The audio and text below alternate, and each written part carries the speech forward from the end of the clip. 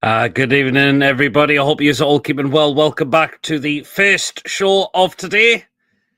It is the match review and the player ratings from yesterday's absolutely brilliant, amazing, fantastic, out of this world 5-0 win against Crystal Palace. It's at James's Park yesterday. It is just me for this show. Mason will be on for the preview for Aston Villa. He's just working at the moment. So you've got me just for this show. But what a win it was yesterday. The game in hand won, and we are up to third in the table. What a great day it is to be a Newcastle United fan right now. Absolutely wow. But you know what to do, guys. If you enjoy the show, please do remember to give us the thumbs up. It's really important we get the likes so people know where to find us in the search results. So do hit the likes if you enjoy the show tonight. Please, of course, if you're brand new to the channel, if you're not yet subscribed, and you enjoy what goes on the channel week in, week out, please hit that subscribe button, completely free to do so. And it does help make the channel grow as well. And please hit the bell notification. It does let you know whenever a live show takes place or a pre-recorded video gets uploaded as well. So that bell notifies you what comes out of the show week in, week out. And again, hit the bell to make sure you're up to date with the content that you do not want to miss at all. And if you want to give a donation, feel free. And if you want to become a member, it is 99p a month. Hit the join button to become a member, and you'll be included in the prize draws we do as well. We'll just nip into a couple of comments that have come in. Julie, good evening. Hope you're well. How are 5-0? Absolutely brilliant it was. So, yeah. Good evening. Brian, evening performance perfectly. Penalty dog shite should have been given, but we knew once he went to the Monedetta pen. We'll discuss that as well. Carl, good evening. Hope you're well. Truls, good evening. I hope you're keeping well as well. Well then, so unchanged again.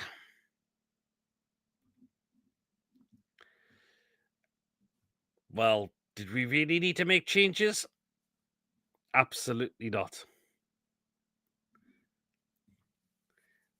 The lineup worked again. Worked an absolute treat, didn't it? Why did we need to change it up? We had no reason to. And again, fair play to Tindall, who continues to step in in Eddie's absence.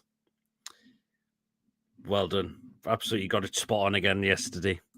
Brucey says, be honest, have you been drinking? Not today. Not today. Not today. Michael, good evening. Brian says we can beat Villa. Yes, we can. We certainly can. We really can. Great opportunity for Isak, which was saved by Henderson. That was a great opportunity to try and put us 1-0 in front. It really was a good opportunity. It was just a good save by Dean Henderson.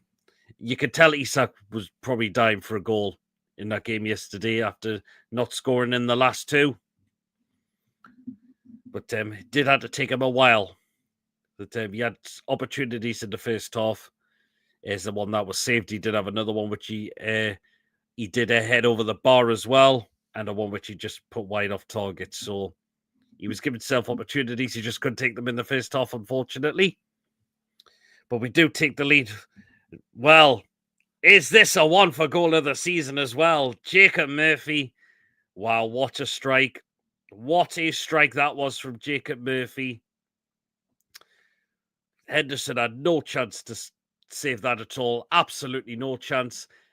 What a finish. The lad has been brilliant this season. Jacob Murphy, wow. He has took his opportunity. Absolutely brilliant. Again, wow. Not as good as Tonali's though, but is it, as I mentioned, can you give it a nominee for goal of the season? It could certainly go in there. By the way, all I've seen today is about Arsenal. I don't care if they win the Champions League. All I care about is my team, Newcastle. Absolutely, Brian. Murphy and Tonali, some goal to be fair. Even Tonali was even proud of that. He was certainly proud of that as well, wasn't he? And he said it, he meant it. Yep, absolutely he did. What a cracking goal it was from Jacob Murphy to put us 1-0 up into the game. Yep, still was a great goal. It really was. Really was. Well, we may as well talk the penalty incident, shall we? Right.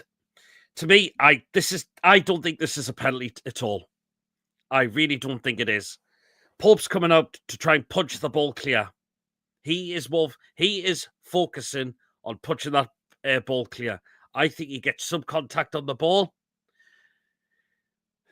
Referee Darren England stops play because they think this is a head injury until VAR goes into his ear and says that there could be a possible penalty.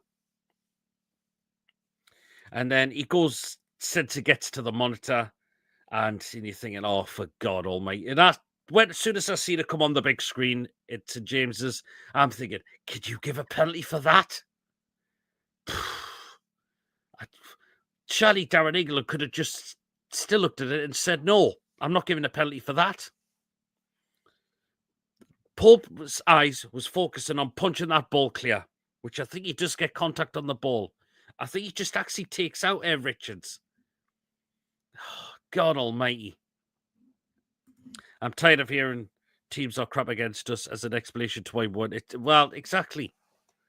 Just give us some credit to see how good we were.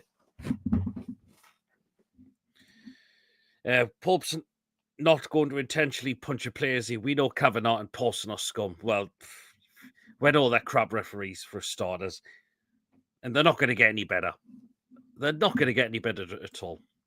So they got the penalty, Crystal Palace. Now, it was bollocks. I agree, Brian. It was absolute bollocks, that penalty. I mean, well, the decision that they give. Well, the penalty was bollocks as well. I mean, if we see nominees for goals of the season, things like that, surely they can come up with nominees for worst penalties of the season, because that penalty from Eze, a player like him, thinks he's going to try and catch Pope out. So he thought, I'm just going to roll this in. Well, he gets it all wrong. Absolutely all wrong. Oh, what a feeble, weak, stinking, shocking, absolute bullshit penalty that was from Eze. And Pope just catches it cleanly.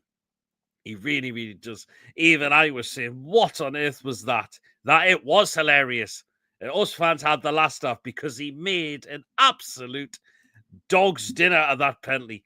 And I've seen some stinking penalties in my life, but that one is really right up there. My God, that was disgraceful. Truls, thank you so much for gifting 10 memberships out. Really, really appreciate that. Thank you so much, Truls. Really, really appreciate that. Again, well done to those of you who have been given a member as well. Well done. So thank you so much, Jules, again for that. So you just even Judy says thank you as well. So since Palace scored and missed that penalty, it would start right. Really time to get our game upped even more now as well. Gay must have loved us. He scored twice for us this season. I Choppy hope you're keeping well. Exactly, because he done it for a second time in a row against us. Bonds tries to play the ball across the box. It's come off Gee and it's gone at the back of the net. It was given as an own goal. Bonds tried to claim it at first, but it was given as a Gee own goal. And should we really be going for this late in the summer? I don't know. I really don't know.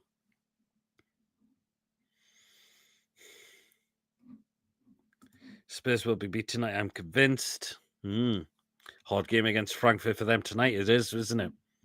But yeah, Gee, own goal puts us 2-0 up into the game, and you're thinking, there we are. That's what we were intentionally to do. Doesn't matter how we got the goal. It was our intention to get that second goal as soon as Palace missed that penalty. Just, yeah. And then we go and make it 3-0. This kid is on fire right now. He cannot be dropped out that side at all. And thank you, Jules, now for joining members as well. Really appreciate that, Jules. Thank you so much as well. And Harvey Barnes, great pass by Tonali. Fantastic. It was by Tonali. And Barnes just does the rest. On his left foot, finds that ball in the back of the net to put us 3-0 up into the game in the first half. Really, really fantastic. And he scores again. 9 goals this season for Harvey Barnes. The kid is now making a name for himself. And again, Gordon is... How long is it going to take Gordon to get back that starting 11? It could take, well, a very long time. Might not happen for the rest of the season if Barnes keeps it going. And thank you, Truls, again for another 5 memberships. Really, really appreciate that. Again, cheers so much again, Truls. Hi, Proudy. If Newcastle get to the latter end of Champions League, that'll be great. I don't think Newcastle will win it. We're going to have to really, really strengthen in the summer if the Champions League is going to happen. So, Ekatiki Masterclass incoming. We'll wait and see what happens tonight. Hopefully, another team will be out the competition tonight as well. We'll wait and see on that one as well. So, but Harvey Barnes, excellent again. Just so full of confidence, not frightened to take anyone on, and great finish in the bottom corner to put us 3-0 up into the game. Just a shame he tried to claim the one before that. It was given before that, but yeah, this one he was definitely on the score sheet for this one. Great goal to put us 3-0 up, and yeah, I really missed the Four Horsemen show, the best show on YouTube.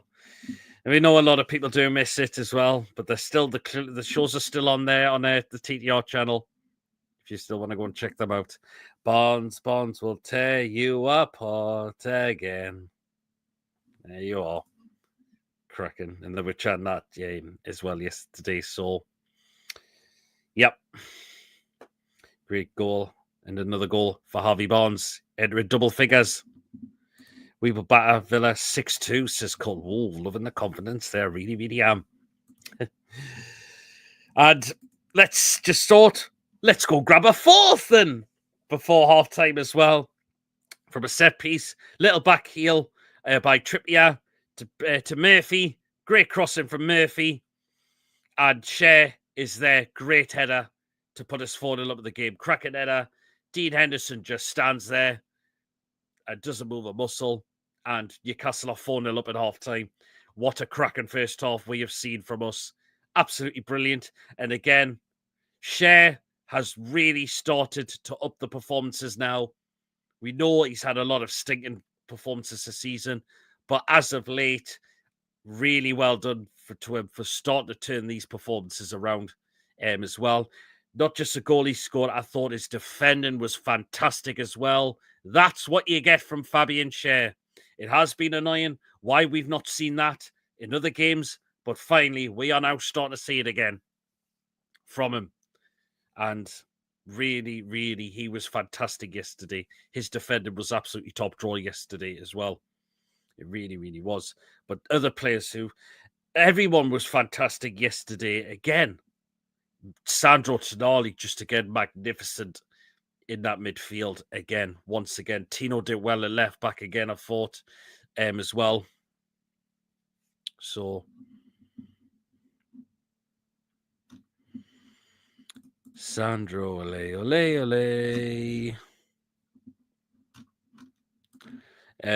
Last team, and I'm not going out tomorrow. It's been a blast for the last 15 series. Me and Lee Marco said we will be doing 200 episodes if the BBC recommissions it. We will do more. Oh, nice one, Brian. Nice one. Was the last time Newcastle? Oh, it's a very long time. I believe it would have been the 6-1 against Spurs, I believe, because we went 5-0 up in the first half. It's definitely been a long time, but I'm sure it was that game. Pete, I've sent you a message. What's he sent me? Oh, yeah, go on, Tony. Yes, I'll just bear with me, Tony. I'll get you in.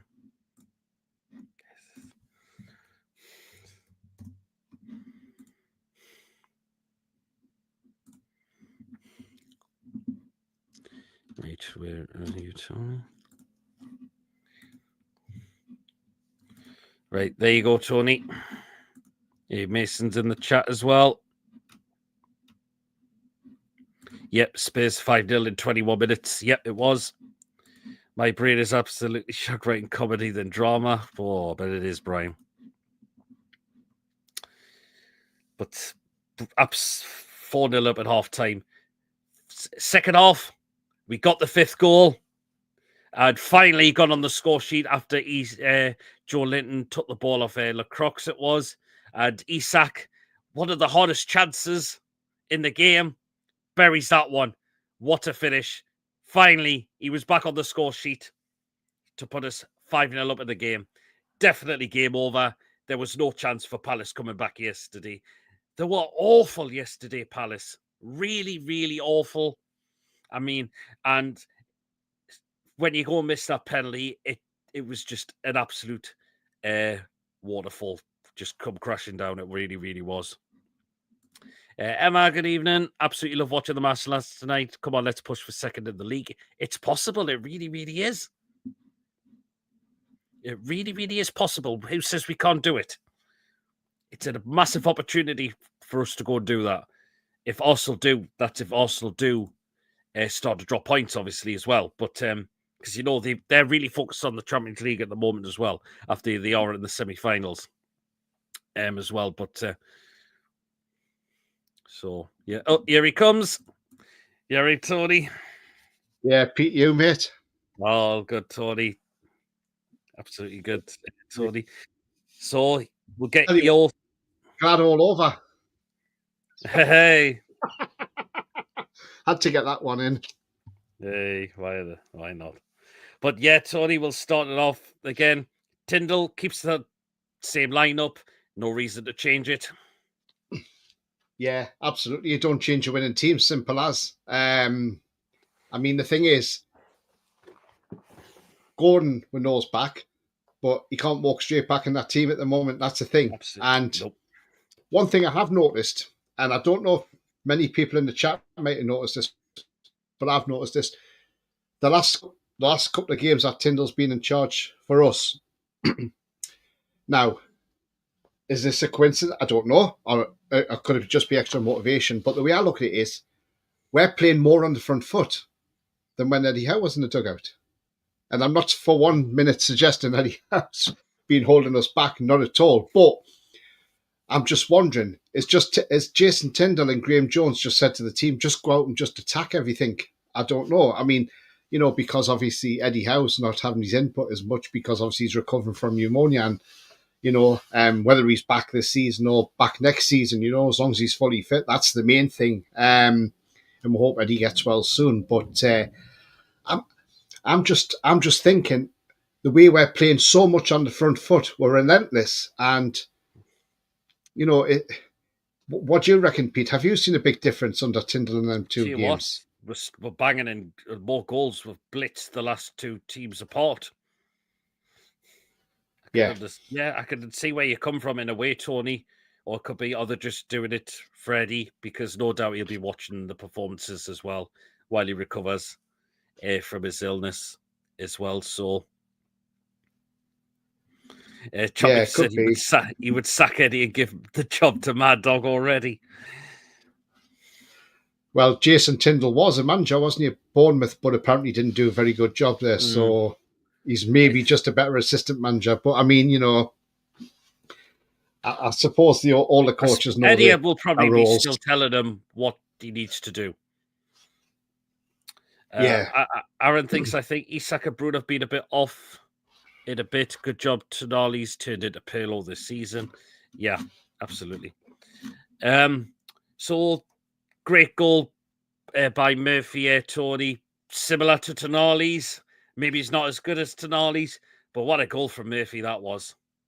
Oh, that was a brilliant goal. I mean, the thing is, he's probably watched the Tonali goal time after time and thought, right, okay, let's see if I can match this. So, you know, obviously it was a little bit closer than what Tonali's was, wasn't it? Because Tonali was a bit wider out, but yeah, still a hell of a strike. And then you see the celebration from Tonali, has his hands on his head as if to say, wow, you know. And Tonali looked really happy about that going in. But what a strike, what a goal. Yeah, and absolutely. To beat a goalkeeper of Dean Henderson's quality, by the way, I mean, Dean Henderson's a pretty decent keeper, and, you know, Man U must be scratching their heads wondering why they got rid of him. Let's be honest. Possibly. I mean, he could do nothing about the goals last night. It wasn't his fault. It was down to his defence. I mean, his defence was just absolutely shoddy last night. It really, really was. Right, the penalty. I've had my say on the penalty incident. Tony, let's have your thoughts on the penalty. Well, when Pope came out, so when he came out initially and the ball went out, and I thought, okay, and we played on a bit, and then Richards us down in the area, and then the referee blew the whistle, and I thought, oh, well, it's a head injury. He's probably got clattered, but accidentally clattered, and he's gone down. So, and then the next thing, I seen there's a VAR check for a penalty, and I'm thinking, where's there a penalty? So then I'm watching the replays, because obviously you're in the stadium, so you don't get to see that, but I'm watching these replays. Now, the way I look at it is, yes, okay, the ball comes off Joe Linton's head as well, but I think Pope gets a glove to it. I think he gets a glove to it as well. And when the VAR check was going, I thought, oh, well, they're just going to rule this off. They're going to say no penalty or anything like that. And then they said, oh, the referee's going to monitor. And I thought, well, hang on a minute. And Chris Sutton says, oh, it's nailed on penalty. That's not and a I penalty. Thought, well, how can it be a penalty? It's never a penalty. You know, the only thing they could probably give it on was the fact that he was reckless. But he's focusing on the ball to try and think it away. Yeah. So when Darren England's gone to the monitor, and he's standing there and he's looking at the replays, and he's looking at every replay, and then I think he was asking for him to slow it down so he could have a proper look at it. And I just thought, if you're taking this long to decide, then the doubt is you're not sure yourself if it's a penalty. So you've got to just, he's going with what Craig Pawson's telling him. But what he needs to do is say, right, okay, do I think it's a penalty? No, I don't. He should have just said, look, I'm sticking to my decision. I don't think it's a penalty. It's not conclusive enough for me. Eventually we're going to go down the things like where you have in cricket, where you have the snickometer, so you're going to see if it's actually touched his hand, because that's going to end up being like that, and it's going to get that forensically. Look, the amount of time it took for the VAR check was ridiculous. They need to stop clamping this down now. It's getting it's getting beyond a joke. Why they're taking this long? Look at the semi-ordered offside system we've got in. Look how short that's gone now. Yeah. And so when he come back and gave the penalty, I thought that's never a penalty in a million years. And I just thought myself, I hope Pope bloody saves us, or I hope Eze makes a complete hash of it and misses it. And Eze did what happened? I mean, what was Eze doing? I mean, that was ridiculous. A penalty is you've got nobody beside you. It's just you and the goalkeeper. You just smash it as hard as you can, like Shearer used to. Smash it as hard as you can and hit it with power and pace. And Pope just, rightly so, stood there on his line. And then he sort of started drifting as if he was going to go to his right. So that made Eze play the ball. And then Pope dived to his left and saved it. It was the most easiest save he could have made, It was just like tapping it back to the goalkeeper. Basically, that's what it was. And it was a very, very poor penalty. And I thought, you know what? Justice has been done, because one, I didn't think it was a penalty, and two, I'm glad Pope got it, because if Pope had gone the wrong way and that had dribbled in like that, I would have been very disappointed. And you know what? After that penalty, we didn't look back. But, Palace have now been hammered. Could have been 1-1, and instead they've lost 5-0. Exactly, because we thought, well, they've missed the penalty. We're going to start upping our performances now. And again, he put it into his own net for a second time in a row against us. Mark Wee, first time that's happened since 98 season, when Carragher done it twice in that season as well for Liverpool. So it's only the second time it's ever happened in Premier League history. Yep.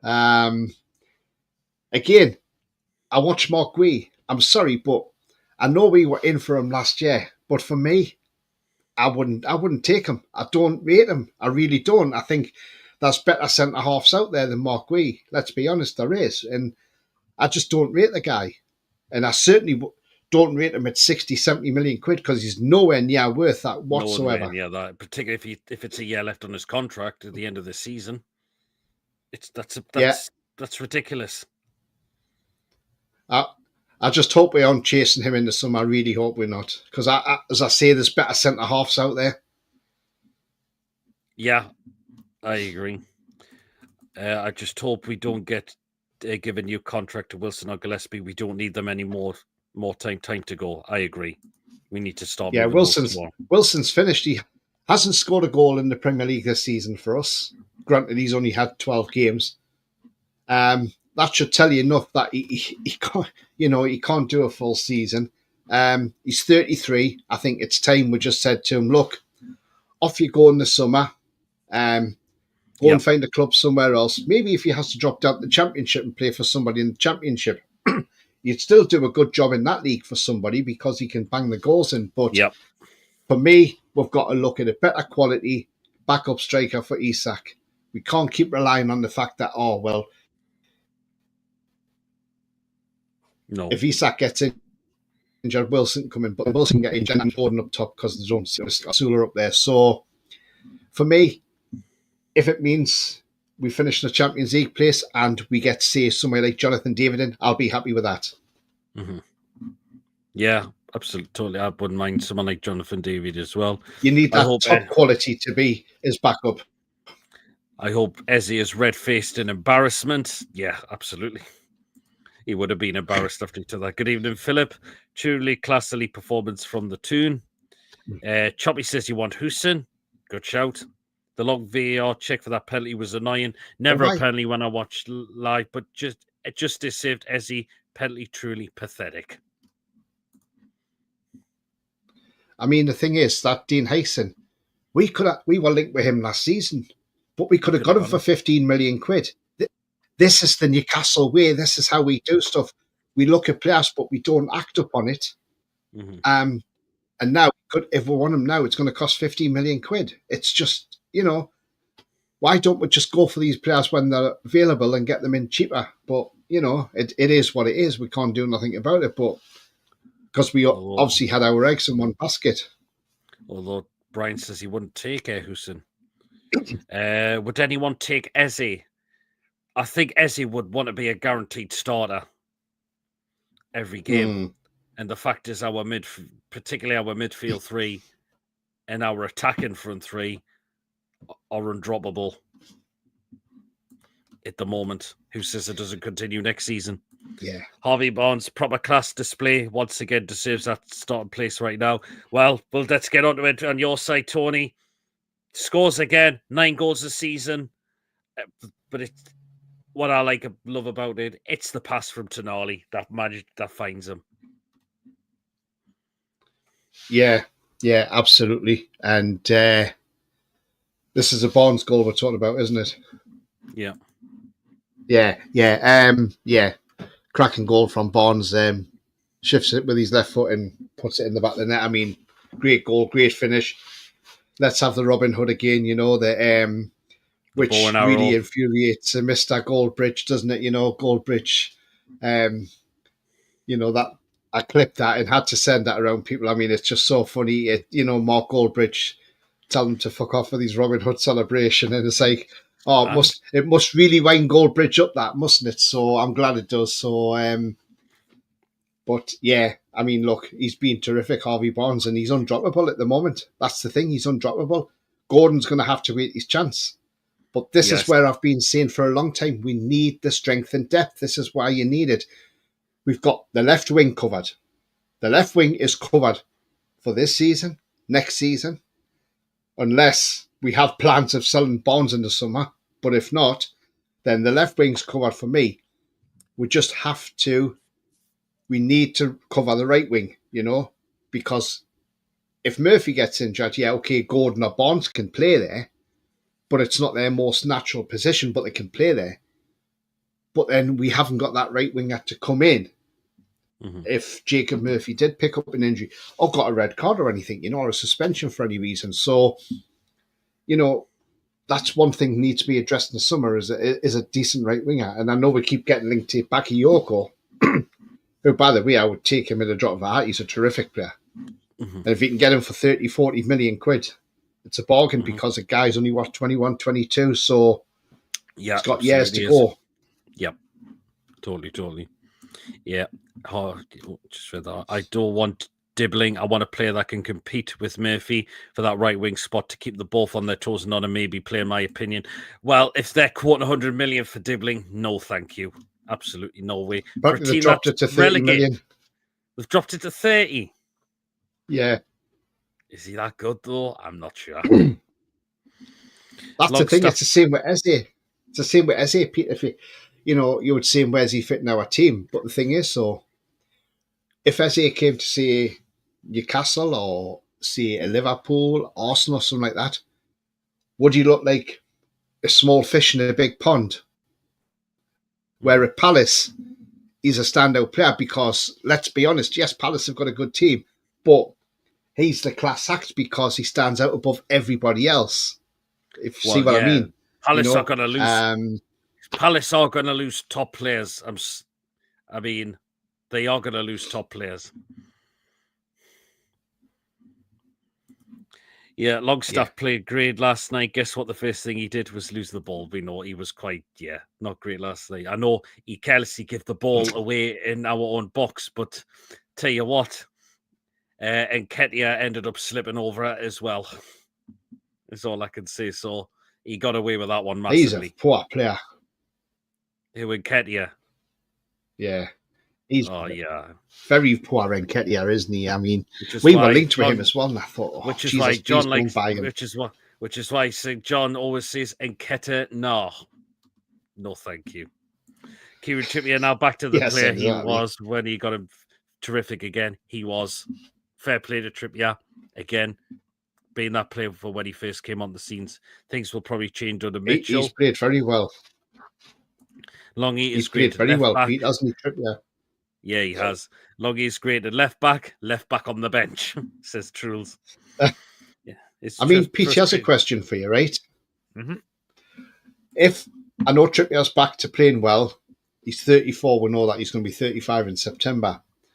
Now, in the summer, if a bid come in for Trippier, would you sell him in the summer to bring in a younger right back or another right back who's as good as Livramento, just to keep that quality there for Livramento? Because obviously we're going to have Lewis Hall back next season. So I know we've got Kraft there as well. So would you sell Trippier in the summer? Well, depends how much they offer to pay for him. I mean, he's 35 next season, and that's a really tough one.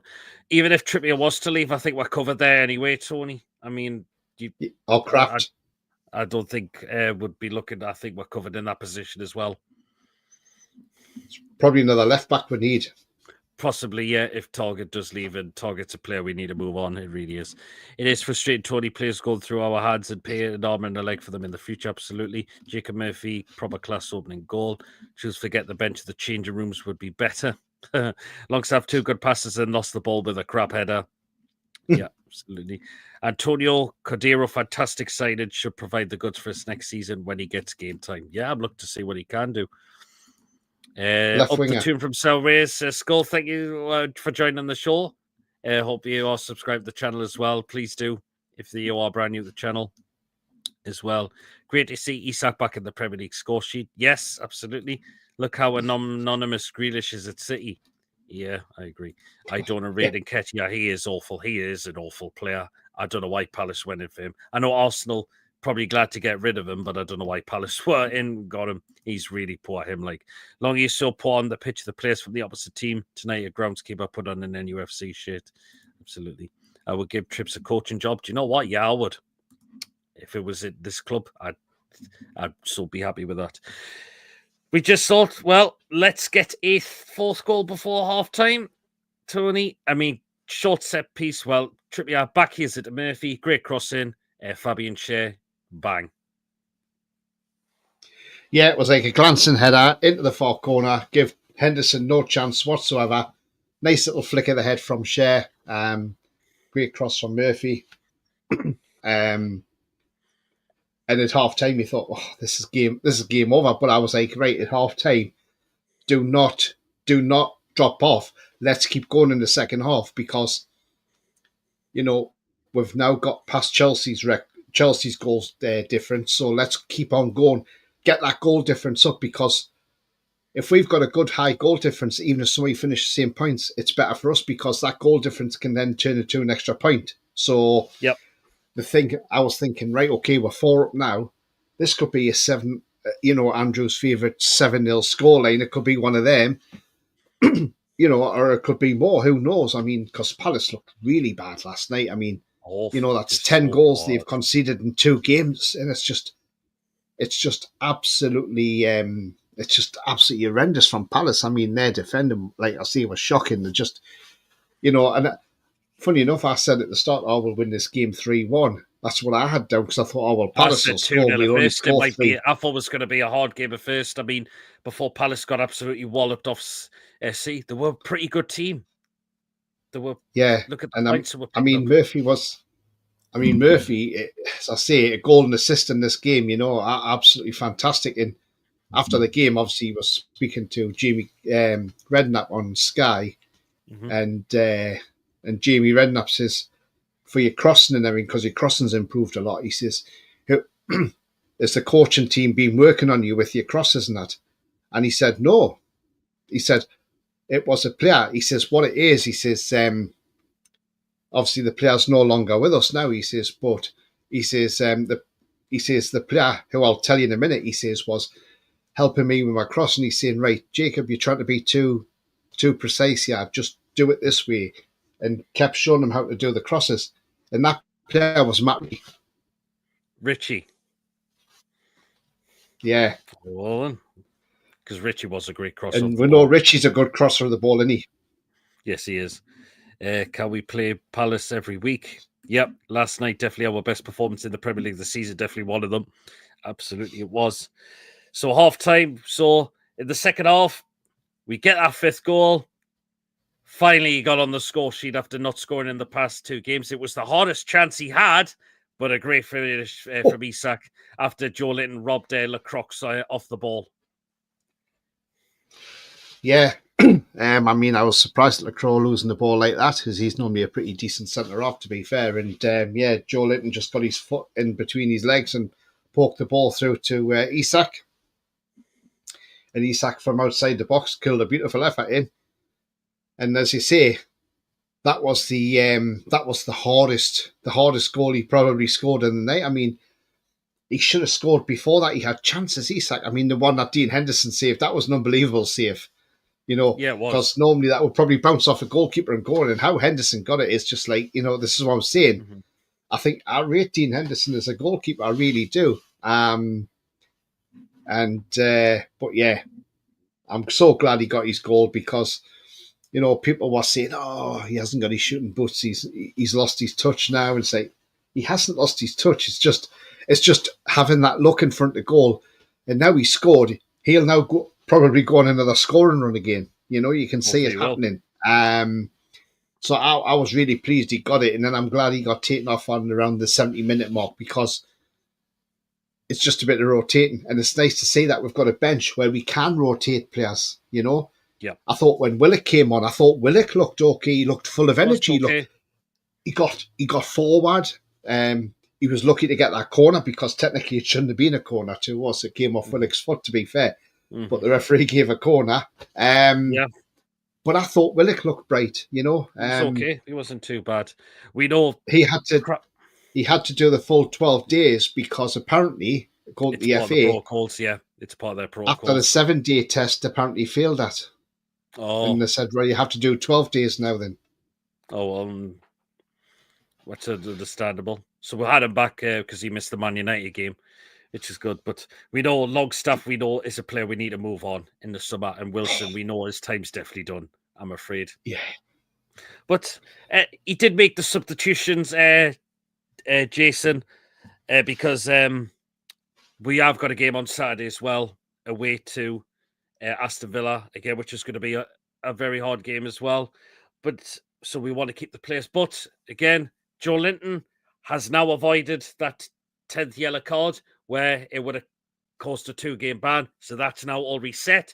So if he picks someone up in the next game, it's fine now. it won't go towards a 2-game ban anymore. He looked disappointed when he come off Joe Linton. So did Bruno as well. Yeah, I thought that as well. But then I was like, in some ways, I was like, I'm glad he's took Joe Linton off, because it would just be something stupid. He'd pick up a yellow card for and get a ban. So maybe that's why Tindall was thinking, I'm going to get him off now, so he doesn't pick up any yellow cards, and we can avoid that suspension. And I thought, yeah, Bruno was disappointed as well. But at the end of the day, I can see why he's done it. He's just rotating and taking players off. What the game was won. Well, we had the game in the back, so I wasn't really fussed that no, that were brought off. The game was done. There was no way Palace were going to come back from 5-0 down in that second half, unless we had to do something very, very bad. But I was very surprised that their manager substituted Eze off very early. Mateta was another one he took off quite early as well. It just sounded like he shut up shop. Yeah. Immediately. I mean, I look at that Palace team last night. Now, I don't know about you, Pete, or anybody else in the chat as well, but I look at that Palace team last night, and I think they've got one eye on that Wembley Cup semi-final with Villa. And possibly, I think they don't want to get injured or anything. They're not going into challenges hard. So, maybe they're just thinking about Wembley. Do you remember when we got the Carabao Cup final against Man United? And can you remember our form dipped terrible before that final because it did. The players had their minds on that final, and like Pope got sent off against Liverpool the week before, and we just didn't look great at all. And going into that final, but this time around, we've won the final, and we've come out, and we've just after that final, we've gone on and beat Brentford, Leicester, Man U, because that's what they are, Man U, and obviously Palace last night. And look, I don't care if Man United fans are melting down after Sunday. They just got to look at that team. That team was awful. That team was awful that they had out on Sunday. That Lindelof, he's useless. He was like a statue. Mazarao went down and slipped. But I'm sorry, how can you blame the pitch being watered by Mark Goldbridge? How can he say the pitch being watered is contributed to, and he says the Premier League need to look into it? And I said, hang on. All they're doing is watering the grass. It's been dry. We've had dry weather. You've got to give the grass a little bit of a watering. And the thing is, none of our players got injured. Yeah, okay, Xerxes got injured and he's out for the season. That's just hard lines, isn't it? But, and hopefully they get beat tonight and get knocked out by Leon, because, all their managers talking about is, we'll win the Europa League and get in the Champions League. And I thought, well, you ain't going to win the Europa League. I hope you get knocked out by Leon, because Leon might have watched our game and thought, hang on, we'll take the game to Man United. Yeah, because they'll have an honour back in. Matt Ritchie will be a pundit on Sky. Oh, nice one. That'll be good. Yes, he is. Get well soon. Anyhow, take it easy. Be back when you're ready. Well, that's a good point. There was talks that he could be back for Ipswich, but now it's been out confirmed that they haven't set a date for when Eddie will be back on the touchline yet. If we don't see it at the end of for the rest of the season, it'll be understandable as well. We know Eddie Howe. It was a horrible illness. He really, really picked up, and he's going to need time to recover as well. Apparently it scars your lungs as well, doesn't it? So I'm not sure if he's out of hospital yet. I've not heard anything to see if he's out of hospital. No. He's yet. But we do send Eddie all the best of wishes. Yeah, don't rush back is all people are saying. These players being subs don't like it. Well, the thing is, Choppy, if the game's in the bag, I don't mind it. If we've got a game where we need the players, like just space of 3 days between from yesterday up until this Saturday for the game against Villa. Palace will probably have, even Phillips just said it as well. Mm-hmm. They are Man U. Julie, that's horse, and Man U. Our gold players had proper studs on. Yep, Goldbridge talks site for clicks. Man U are truly awful. Team now could be in a relegation battle. They're just lucky that the other teams below them are just as bad, because Man U are just lucky they've got the points where they are. If you look at this, Pete, though, if the teams below them win every game, Man U to open another game this season, they'll end up fourth bottom. Oh, And they reckon, Man U fans reckon, they'll get all the top players next season. I thought, well, why are they going to go to Man United for? They're not going to be in European competition. They're going to just escape relegation because the teams below them have been crap. And what top players want to go there? And why would you want to go and wreck your career as well? well, it doesn't matter who takes, no matter who the next manager is at that club, top manager or not, it's not going to change anything. With the Glaziers, Sir Jim Ratcliffe running that club now. Yeah. They have absolutely screwed that club completely over now. Matt Ritchie always gives us all for their own club. He did, yeah. Terminator was made by a Wales director. Would it be a sheep tin? Sorry to all people from Wales, just joking. Rochester United. I fancy Man United will get relegated next season. That is a poison chalice, says Choppy. It is like it's a hostile. I would love it if they got relegated. Absolutely. Especially Old Trafford Falls going into the Championship. Oh, totally. Well, we'll get into the next part of the show. Bruno Fernandes supposed to be leaving in the summer. If he leaves that team, that Man U would well and truly in the deep. He's crap anyway. The best Bruno plays for Newcastle. Absolutely. Even Stephen, good evening. Just watched TalkSport and came across you, Peter. What a Wally Simon Jordan it is. Well, we know what Simon Jordan is a lot of the time as well. Well then, so player ratings time now. So remember to take part in the chat and let us know what your ratings are.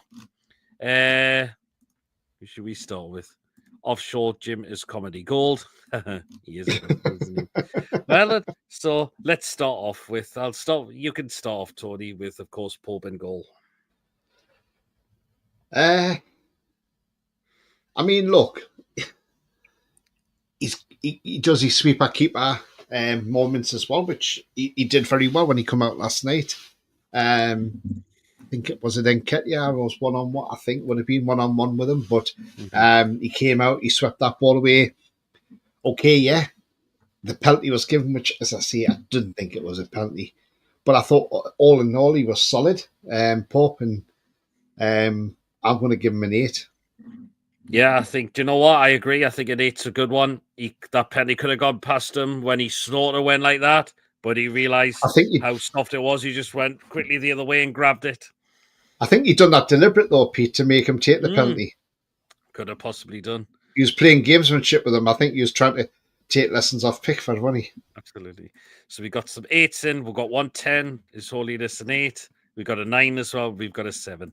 Okay. Thing is, Pete, if he'd stayed upright against Brentford, do you think he would have saved him Mbeumo's penalty? Because I think he could have. He could have done. If he didn't go down too easily, if he just stayed up and let Mbeumo strike the penalty, and then he would have had a chance. I think he would have got it. Because Mbeumo was the same side as well. It was, wasn't it? It was a little bit, wasn't it? So, yeah. Anyways, so into the back four now. Start with Trips. Kieran Trippier. It was another great performance from Trippier again as well. Wow. I'm just glad he is starting to become the Trippier when we first got him. Another great performance as well from him as well. Led the team by example again. Absolutely fantastic, great performance again from him as well. So I'm going to give Trippier a 9 out of 10. I thought he was excellent yesterday again. Yeah, I would say so, definitely. So we've got 1-7, we've got an 8, we've got a 9, a 9, a 9, a 9 as well, and we've got a 9. A lot of 9s are coming in for Trippier as well. Okay, so we'll go into the centre back. So you get the first one, Tony, with Mr. Fabian Schär. Do you know what? I thought Schär had a cracking game. Got his goal. Absolutely brilliant. Took his goal well. Obviously, the glancing error. Solid at the back as usual. He's playing a lot better since the cup final as well. So, for me, I'll give Schär a 9. Okay. Yeah, do you know what? Only maybe a couple of misplaced passes, but other than that, I mean, his defender was absolutely dropped all yesterday. Jules has changed his rate now for Trippier. Oh, Julie's gone with double figures for a 10, a 9, a 9, 9. Well, Michael, I've given up my season ticket because I've been diagnosed with Parkinson's. I'm really, really sorry Oh, to hear that, mate. Michael. I'm really so sorry to hear about that. So sorry to hear, mate. Obviously, We're your health thinking of comes you. first. Yeah. Yes, that's understandable as well. Oh, hope you do get the right treatment as Yeah. well. All the best to you. We're thinking of you. Share a 9. You're giving him a 10 just for his. Ah, yes, Julie, with his what she thinks of Fabian Cher's looks and all of that. All I can see is.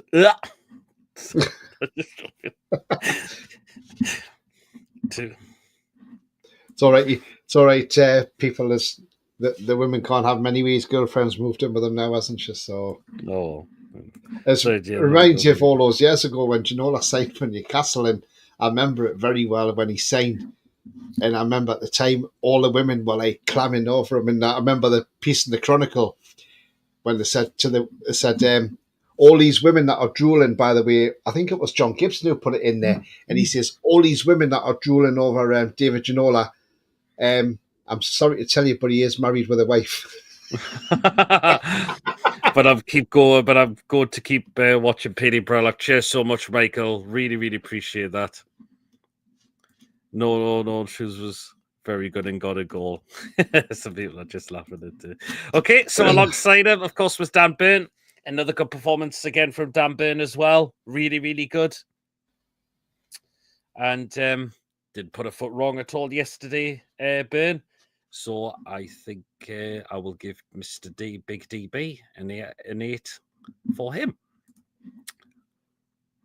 I did love Ginola for all the wrong reasons, says Julie. I bet you did, yeah. I'll tell you, yeah. 8 out of 10 for Mr. Dan Burn. Did very well. What he had to do again. Yeah, we do have 1 9 as well. So a couple of 9s are coming in for him as well.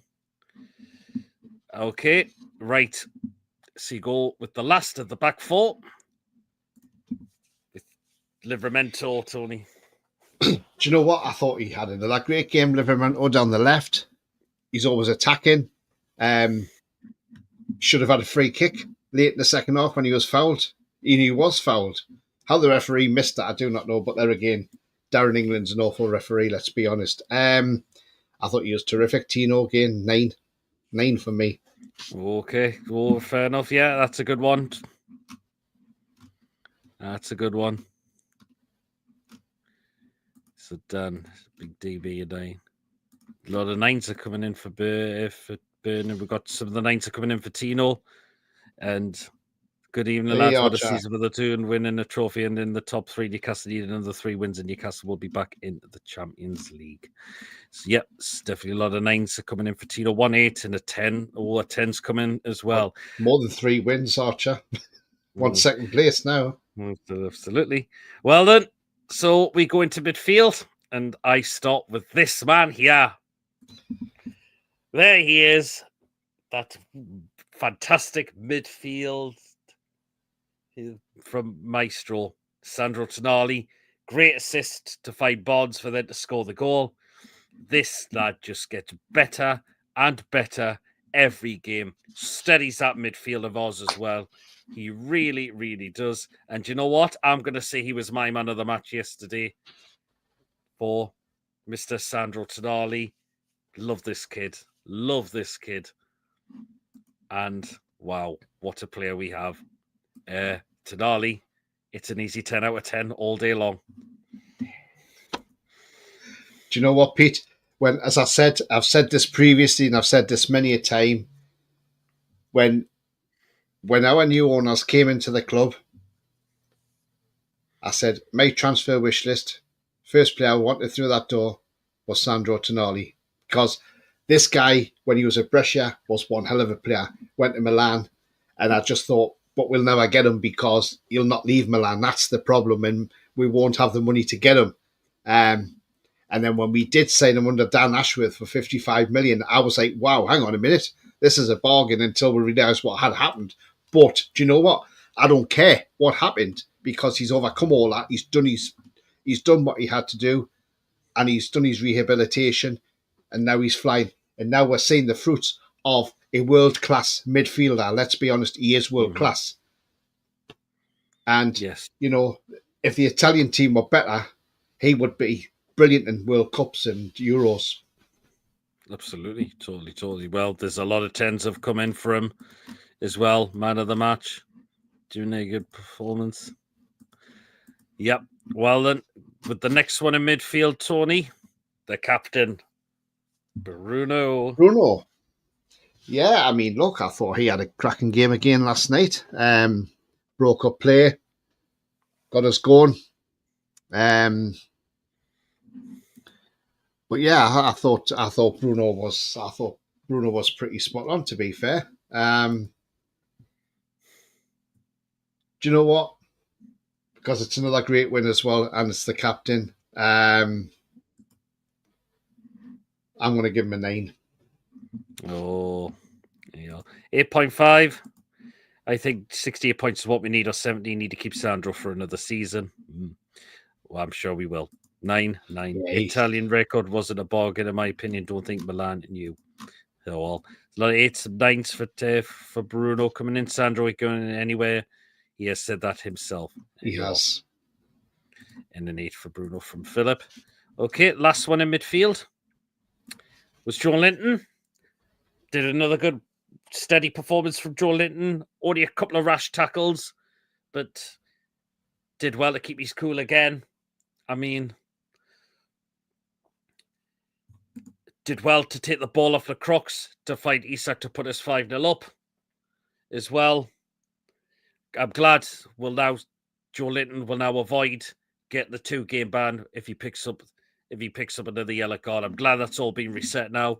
And again, fair play to him to go all that long to avoid getting it, which has been fantastic. Bruno was like that last season, kept his cool. Well done to Joe Linton for doing the same as well. I will give, do you know what? I'm going to give Joe Linton a 9 as well. Yeah. So 9s, 1, 8, 7, and 8. So a lot of the 8, 9s are coming in for Joe Linton. Right then, so we go on to the attacking 3 now. Starting with, back to you, Tony, with goal and assist for this man there. Buffino. Yeah, I mean, look, he's been terrific, hasn't he? I mean, absolutely terrific. He's, you know, and what you've got to admire about with Jacob Murphy as well is he's actually a proper right winger because he's got a right foot, where most right wingers now are inverted with it using their left foot. Is that's why Mickey played there. But look, he's been terrific. 29 games, 8 goals, 11 assists. What more could you ask for? Yes, okay, his crossing is only at 18%, but that's getting better and better. And as he said last night, it was Matt Ritchie who pulled him to one side and helped him out with his crossing. As I say, we know Matt Ritchie's a great crosser of the ball. Look, absolutely fantastic last night he was. The goal, superb. Copy and Tonali. And then the cross as well for Fabian Schär. The glance header in as well past Dean Henderson. Absolutely terrific. My man of the match as well. He pips Tonali for me because I just thought he was... And it wasn't for the fact he scored the goal and also assisted, but it was he's running, he's tracking back, getting back to help out, getting forward again. The pace of him, back and forth. You know, he's 30 years of age and he's now in the best, he's playing the best football of his career, you know, and he's a Newcastle fan and he's loving it. So for me, 10 for Murphy, 10. I'm sure certain Coffee will be watching that as well. 9.9. Julie's just dedicated a 10 for Coffee. 10, 9, 10 as well. 9.5 for Stephen. And hope you're well. Good evening, Rob. Hope you're keeping well as well. And also, one other thing about Murphy, if you think about it, a few years ago, before the takeover happened, and even when the takeover happened, fans were wanting Murphy out the club because they said he wasn't good enough. And he went on loan. Remember when he went on loan to like Sheffield Wednesday? because he just doing wasn't everybody getting wrong. it. He just wasn't doing it with us. But Eddie Howe has got a tune out of him now, like he has out of a lot of players. Yeah, hope everyone as well. Yeah, very well, Rob. Hope you are keeping well as well. Right then, so onto the left-hand side. There he is, Mr. Bow and Arrow. Harvey Barnes scores again. Bonds will tear you apart again. Did very well again. Harvey Bonds. What I'm loving about Harvey Bonds, he's not managing to find the goals, but now he looks confident, taking players on as well. He really has shown what he can do with the ball, how he can drive with the ball as well, and to get another goal as well was just absolutely incredible. Oh, this is another tough one. I thought he was just superb again. Harvey Bonds. Oh, what are you giving him, Pete? I'm torn between two ratings. Actually, do you know what? Screw it. He's getting double figures as well. 10 out of 10. There you are. The kids, you cannot drop the kid right now. No matter what people think. People will say, oh, Anthony Gordon should be back in that start lineup. No, absolutely no way. Not now. Sorry. No. Bonds has now look how Bonds has made a name for himself ever since Gordon got suspended and injured. Bonds is like, this is my opportunity. Give me the minute. I'm going to show you what I can do. There you are. Look at what we're seeing. So we got some nines. We've got a 10. We've got a 10. We've got another 10 as well for Mr. Harvey Barnes. Right, the last one of the starting 11, Tony, Mr. Isaac. Yeah, a bit of a strange evening for Alexander Isak, wasn't it? Give me a striker from Sweden. Yeah, I mean, look, he had chances in the first half, didn't put them away when he possibly should have scored one or two in the first half. Second half, he had that chance as well before he got his goal where Henderson made that superb save. And I was thinking, is this going to be one of these games where he's not going to score either and we're going to have different scorers again like we did on Sunday? Although he did get an assist on Sunday for Tonali's goal. But look, he battled. When he got that effort and he took it superbly, and it deserved to go in the back of the net. And maybe this kickstarts him into a scoring spree now. So for me, I've got to. Do you know what? I'm giving him an 8.5. Okay. So we got a 9, we got an 8, an 8. Alexander the Great, 9 and 8.5. Isak 8 missed 3 good chances, strike a load to the high one, hit one of a header of a perfect. He should have scored that one as well. So one bad win. I know what your thoughts on Isak Etros. I know you love him as well. But do you know what? It's just a bit disappointing he didn't take those opportunities, but fair play to him for taking the hardest one, and he buried that in the second half, which was really, really good. Right, so we'll go into substitutions now. Who should we start with? I will start off with Anthony Gordon.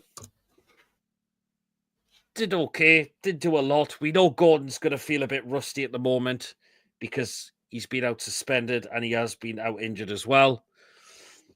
Didn't do a great deal. I'm going to give Gordon a 6. Did do an awful lot yesterday. Yeah, we know we know Gordon's he's a bit rusty at the moment. Gordon, we've got a 6 and we got a 7. Okay, so we'll go back to you, Tony. With the substitution that came on at the same time was Willock. Willock, do you know what? I thought Willock showed some energy when he come on. He looked up for it, and he was giving us that energy in midfield, and he got forward and won a corner for us. Albeit a bit fortuitously because it wasn't a corner, but we'll take that all day. If we had scored from it, I think Palace would have been a meltdown over it, to be honest. But look, no, I thought he did okay when he came on, Willock, and yeah, I'll give him a 6. Fair enough, yeah. Some 6s coming in. We've got a 7. We've got a 7 as well. 7. Yeah, some sevens have come in for Willock as well. Right, so next substitution will go on will be Callum Wilson. This might be where the lower ratings come, unfortunately. He's really struggling to in games now. We know his body. What I think his body is now telling him it just can't really cope anymore in terms of Premier League football. Didn't really get any opportunities yesterday, did he? Yeah, Wilson. I mean, it's disappointing. No. Yeah, he really struggled yesterday, I'm afraid, Wilson.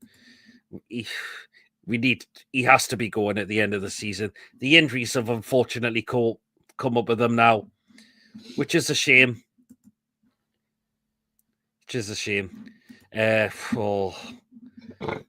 I'm going to give Wilson a 2. I think that's probably about fair, in it, really. Yeah, 2. He's finished. I'm sorry, but we can't give him a new contract, Steve. No, can we? I'm sorry. We should be looking to bring Osul off the bench now. Wilson is unfortunately his body. I think has told him it can't do it anymore. So he is 33. Yeah. See, we've got some ones. We've got a 0 and a 1. 5. Make Mr. Glass 2. 4. -2. That is Steve. Oh, -2. Sorry. Oh, is it -2? Yeah. Didn't even touch Stephen the ball. Yeah. No higher than 0. Yeah, it was just pretty awful. Well, the other substitute there, Tony, who just came on, is another player we need to start looking to move on in the summer as well. You know who that is. God, long shite or long staff, whichever way you want to call him. Look, the guy's been good for us. Burst onto the scene under Rafa after coming back from Blackpool on loan. But under Bruce, he was dinosaured for 2 years because that man has dinosaur tactics. Does Fat Boy Slim. So, he's had a couple of good seasons for us under Eddie Howe, but I think it's catching up now that he's not the player. And yes, he's a local lad, and don't let us slate local lads, but I think it's time now to sell him in the summer. We give him that extension, which was, I thought, good business to get rid of him in the summer. If Man United want to come along and pay £50 million from him in the summer, quite happily take it, you know. But look, whoever wants to buy him in the summer, I think Leeds are they're gonna be close to getting promoted soon. So if they come up, I know they're interested in him. Everton's interested in him. I know he said he doesn't want to leave, but at the end of the day, he's got to think of his career now. He's going to be down the pecking order now. And I think he would do a good job at someone like a Leeds United. You know, he'd probably fit into that side, no problem. You know, he's probably a more mid to bottom end of the Premier League player rather than a top end player. He's not an elite player, let's be honest. So for me, he wasn't the best. I'm going to be generous here. I'll give him a 3. I think 3 is being generous too. I thought he was awful when he come on. He was terrible, wasn't he? Could have give a ball away right in our box. It was, or just a roundabout there. It was just lucky that Nketiah ended up slipping over. So, yeah, fair enough. So we've got 1-0 -5 football injuries, part of the parcel of the game. It is. Can't write the number. It's too long. Or John just likes to call him 36 from now on. Sorry, he's done. Yeah, 1, 2, 1, 4. Each of those 2 good passes. Another ice called -1 for long. Shaft 3. Get long stuffed at Capital Blackpool with Cabbagehead or MLS with Matty. I will be a local lad if I play for my local team, but that doesn't mean I should stay or play exactly. Doesn't matter where you're from. If you're not good enough, you're not good enough. Simple as that. Leeds want Longy. They can have him. He can have him. And the last 20 million. The last one we've got was Emil Kraft, but very late on in the game, so just a standard 5 for Emil Kraft. Yeah. Longy is so bad he might have to go to first division. I'm not hating on him by saying that, but what has he done, to be fair? Exactly, Truls. He's just not really been a shining light, particularly to all this season. Just hasn't been the case. Right, so we're going to the last few we'll rate. So, Tony, you're getting the referee Darren England. Darren England. Oh, this referee is absolutely abysmal. You know, he's not fit to referee. I'm sorry, he isn't. And wasn't this the referee who even went off that the as well? referee? Because apparently Yeah, it was when Cher took a whack off Lemo. I think Lemo should have been sent off. he should have been off for that. That was disgusting. I mean, I haven't seen a clear replay of it, but Cher was really, really, absolutely, really annoyed with that. But yeah, he probably got the yellow card on purpose because some Colombian drug ring or probably or drug scams probably got a huge bet on it, you know. But yeah, no, sorry, I don't mean that anyway. But anyway, yeah. Yeah, the referee was absolutely poor. I mean, this was the same referee who went off to referee a game in Saudi, wasn't he? And without permission or something. Yeah, I don't rate Darren England. I mean, I remember a couple of years ago I went to Wembley when Gateshead played against Halifax Town in the FA Trophy, and even in that game he was abysmal. Let's be honest, and that's for a non-league trophy. Jesus, and he's now a Premier League referee and a FIFA accredited referee. For me, no, Darren England, -10. Shocking. Shite. Yeah, some people come with the ratings for Kraft, just 5, 7s, 6s. Ref for Ron. Kraft for 5, -10,000. For Joe, 7, -10 for the ref. Put it this way. Darren England wouldn't even be fit enough to referee Heaton Stannington versus Lever's Edge tomorrow. Exactly. Ref -10. Referee gets a 1 point from me because he did give yellow cards to Palace. He did. Referee and VAR, infinity and beyond. Yeah, Philip says he's one of the worst referees as well. Okay, then. So I will go next into our good old fan base, and it's a 10 out of 10 as always. Just, you know what we're like as a fan base. Home game, away game. We always sing the place out at St. James's Park. What we always definitely do. Just again, absolutely fantastic from the fans. Again, yesterday, it's an easy 10 out of 10 for our fans as always. Yeah. So brilliant. Absolutely easy decision on that one. Right, the last one to rate. Because who is stepping up in Eddie's absence? There he is. My dog, Jason Tindall. Do you know what? 10 all day for Tindall. Absolutely fantastic. Got his tactics right. Got his team selection right. Unchanged. Done the right thing with the substitutions as well. No qualms from me. A 10 for that.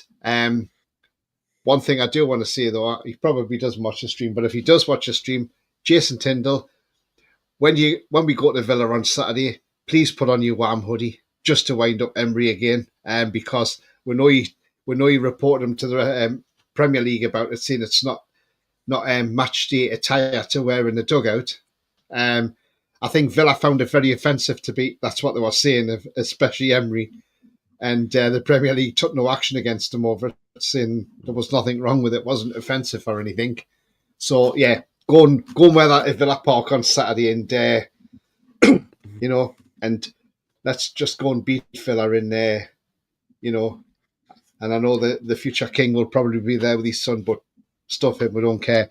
We'll come to Birmingham, and Villa will not look forward to playing us on Saturday. I know it's a tough game, and everybody's saying, "Oh yeah, but Villa's only lost one game all season," and you know that doesn't matter.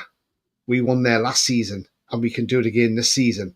And the way we're playing at the minute, you wouldn't bet against us going down there and winning that game 2-1. Absolutely, yeah. Do you look at the ratings for Tindall from Truls? A lot of 10s for fans as well. 10 for the fans. A lot of fans. 10 for Big Dog, for Mad Dog. Well, Graham Jones, he's given a rating for Jones. He just knew Post would overturn that pen decision. Look, it didn't matter in the end. Absolutely 10. A lot of 10s. Mad Dog, the best temporary manager in the Premier League right now. A lot of 10s. Fans 10. Ezzy's pen was weak as piss. Serves him right for faffing about stuttering beforehand. Exactly. Overall performance team 10 out of 10. We are capable of getting a win at Villa the way we are playing at the moment. Absolutely, Philip. Apparently he's keeping penalty duties up because Oliver Glasner said that last night. He says, look, it can happen, a penalty being missed. He says, but Ezzy will bounce back on the next one. Maybe just notifies that was just a lesson learned from him. Maybe, don't be cocky. Just just smash the penalties. That's what you got to do. Yeah. Chris says I take a point of Villa, but the lads will fancy their chances. I think we can go and win. The Who says we can't. So there you are. Well, that is it for our match review and player ratings. Thank you very much. Remember, we are back at 8 p.m. for our match preview. Mason will be back for that one. So make sure you are back within an hour and a half's time. We'll just round about then, for our match preview against Villa. But thank you so much, Tony, for joining me for this one. What we got coming up? Yeah. Oh, well, I've got a busy weekend coming up. That's what I've got coming up. It's Easter weekend, isn't it? And look, guys, this is big. So if you haven't been on my channel, go over there, check out my channel, have a look at my match vlogs. I've got some great ones on there. So, right, I'll start with tomorrow, Good Friday. So tomorrow I'm off to Wroxham versus Brentwood Town in the Isthmian League Division 1 North. Now, this is a huge game for both teams because Wroxham, if they win that game, it steers them clear. It makes them more or less safe from relegation. If Brentwood Town win it, they win the league and go up. So I think Brentwood Town win that one tomorrow. So that's where I'm going tomorrow. Saturday, I'm going to a local game which is 10 minutes away from me in the same division, and that is Mildenhall Town versus Whittam Town. So that should be a good one. And then on Bank Holiday Monday, I'm then down in the same league again, off to Malden and Tiptree versus Heybridge Swifts, a massive Essex derby. And I'll have an exclusive in that one because I'm actually interviewing the owners of Malden and Tiptree. Wow. Nice one. So, and they've said we can even do the interview on the pitch. So I'm being invited on the pitch. So Malden and Tiptree, I will be interviewing their owners. So look, lots coming up. So I'm going to have a busy weekend. Friday, Saturday, and Monday. Keep an eye out for the vlogs. If you haven't subscribed, do nip over and help me out and subscribing. I'm 15 away now from hitting 1,400. So the channel's going really well at the moment. And yes, as I say, if anybody's wondering why I've changed my name on my channel, it's because there were so many Newcastle channels. It was hard to compete with them all. So look, as it's hard to compete with those channels, I just decided to do something different. But during the summer, I will be doing transfer shows, Newcastle transfer shows. So they will be back in the summer when the transfer window opens. And thanks for having me on, Pete. And I'm also on TikTok as well, so check me out on there as well if you haven't already. Tony's channel, the Footy channel, Groundhopper, do drop Tony a subscription if you haven't already done so. And go and check out his non-league vlogs. Really, really good as well. Great show, guys. Take care. We need to play our own game and do small adjustment when we play. Absolutely. I will have to catch up on tonight's show. That's fine, Joe. See you later. TTR, yeah. Make sure TTR are live at 7 o'clock for their match review as well. So do head over across there next to this show. Take care and all have a great Easter, you as well, Truls. See you all in about an hour or so. Yeah, so we are back at 8 p.m. with our preview for Villa. We are safe from relegation, Tony. Goodbye and all take care. Truls says you mean the local chip shop owners. Please subscribe to Tony as well. Absolutely. Interview Gemma Collins. They're not chip shop owners. They're real estate. These do real estate, so that they're quite wealthy people.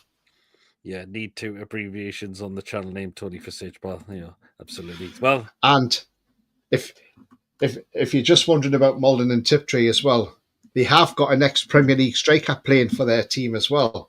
Oh. And everybody knows this player. He even played for Celtic as well. Gary Hooper. Ah, yes. No, I've heard. Yes, I know the name now. So if you have anybody in the chat heard of Gary Hooper, that's who plays at Malden now, and he's 37. With it having footy in the Tony name, the search engine brings up all sorts first, yeah. You having a pre-match Villa for True's asking if you're having a pre-match for the Villa game. Oh, no, I won't be because I'll be at the game by the time I get back. It's only 10 minutes so late. Literally, by the time I get back, I'll be back in time to watch the Villa game. But no, there won't be a pre-match. Sorry about that. That's no problem. But please do drop Tony a subscription. I'm sure you appreciate that. So, guys, remember, if you have enjoyed, please do hit the thumbs up. It's really important we get the likes so people know where to find us in the search results. So do smash the likes. Please, of course, if you're brand new at the channel, if you're not yet subscribing and your job goes on the channel week in, week out, smash that subscribe button. Free to do so. It does help make the channel grow. And please hit the bell notification to just let you know whenever a live show takes place or a pre-recorded video gets uploaded. So do hit the bell to make sure you're up to date with all the content that you do not want to miss at all. Feel free to give a donation if you'd like to do so. If you want to become a member, it's 99p a month. Hit that join button and you'll be included in the prize draws we do as well. Thank you so much as well, Truls, for gifting those memberships out. Well done to those who managed to get a membership from Truls as well. And again, as well, Truls, thank you for signing back up to members as well. Really, really appreciate that as well. And what you got coming up tomorrow, Pete? Well, so I'll discuss that later after for the preview. But do catch us. So remember, guys, we are back at 8 o'clock for our preview for Aston Villa. Until then, everyone, the one thing you want to say, Tony? Yeah. Remember, the future's bright. The future is definitely black and white. And Arsenal, we're coming for second place because I tell you now, there's a chance we can get it because Arsenal have not only got to play us, and we've beat them 3 times this season and haven't conceded a goal against them, bearing in mind. So they've got to play us. They've also got to play Liverpool as well. And if we beat Villa, we're 1 point behind them. And they've got to go to Ipswich on Sunday. And people might say, oh, yeah, they'll trounce Ipswich. But Ipswich are fighting for their lives. And if Ipswich think there's a glimmer of hope, they could even surprise everybody and get a draw with this game. And if they did... Well, they could. You know, so look, I think we can get past us. I think we can get second place. And do you know what? If we got second place, what a terrific season we've had. Winning the cup, run us up in the Premier League. What more could you ask for? Absolutely. Good striker hoop at the hoops. Christ, is he still going about him on Football Manager years ago, says Joe. Bloody hell. Well, then that's it, guys. We'll see you back at 8 p.m. for our preview. See you in a bit, guys. Away the lads. Away the lads.